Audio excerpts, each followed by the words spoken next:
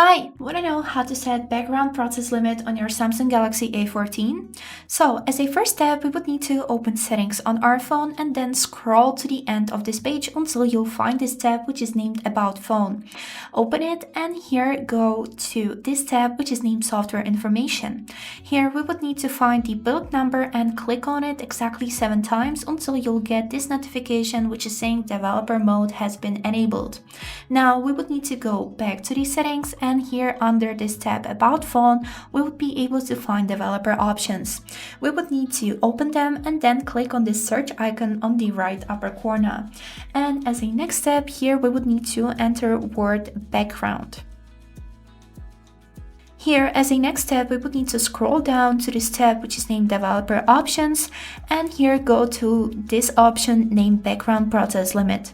Here, after the setting will be found, here we would need to click on it, and as you can see here we got options how many background activity can happen at one time.